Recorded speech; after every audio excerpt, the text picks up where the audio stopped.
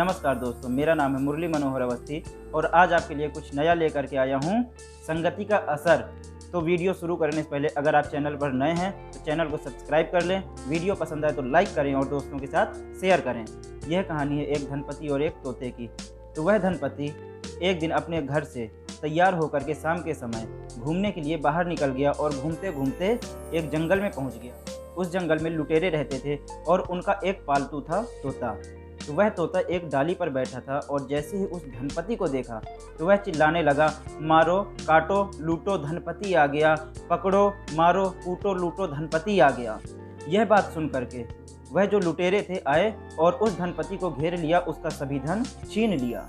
और उसके बाद वह धनपति अपने घर को लौट आया, वापस व्यापार करने के लिए चला गया।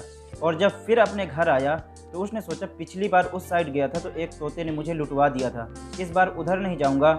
वह धनपति घूमने के लिए दूसरी तरफ चला गया और वहां जब गया तो देखा कि एक आश्रम था और आश्रम के बाहर एक सुंदर वृक्ष पर एक सुंदर तोता बैठा था।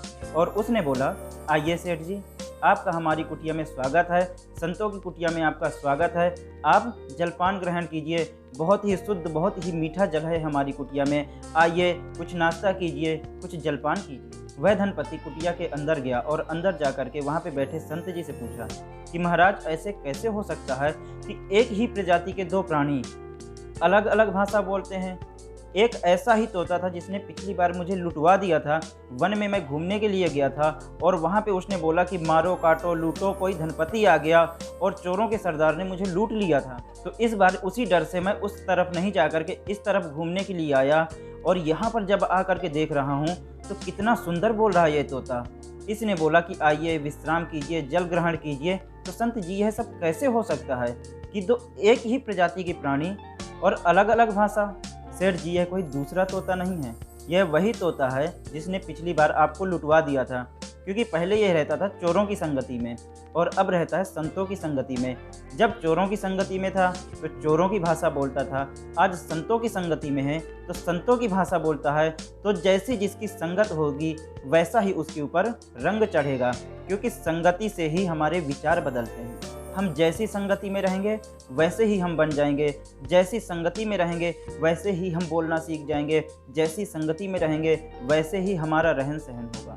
तो हमें विशेष ध्यान देना चाहिए कि हमारी संगति अच्छी हो, क्योंकि अगर हमारी संगति बुरी हो गई तो कभी भी विचार अच्छे नहीं आएंगे और जब विचार अच्छे नहीं आएंगे तो हमारी मान प्रतिष्ठा में इसका बहुत असर पड़ेगा। जैसे कि सेठ जी, आपको लगा कि उधर साइड जाऊंगा तो वह तोता मुझे फिर लुटवा देगा, तो आप इधर साइड आए।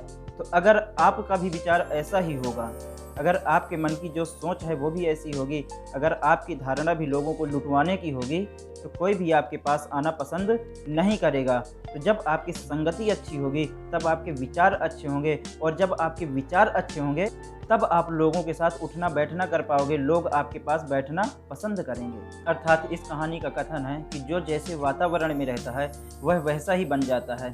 अगर विद्वान मूर्ख की संगत में रहता है तो उसके अंदर भी मूर्खों वाले आचरण आ जाते हैं, और अगर मूर्ख विद्वान की संगत में रहता है तो उसके अंदर भी विद्वानों वाले लक्षण आ जाते हैं। तो आप भी अपनी संगति को सुधारिए और अच्छी संगति में रह करके मन में अपने अच्छे विचार लाइए, ताकि कोई भी आपकी वजह से परेशान ना हो, कोई भी आपकी वजह से लूटे नहीं। तो आज की कहानी से हमें क्या सीख मिलती है कि हमें अपनी संगति अच्छी रखनी चाहिए। अगर वीडियो पसंद आया हो तो लाइक करें, अपने दोस्तों के साथ शेयर करें, परिवार वालों के साथ शेयर करें, हमारे चैनल को सब्सक्राइब करें। फिर मिलेंगे नए वीडियो के साथ। श्री राधे।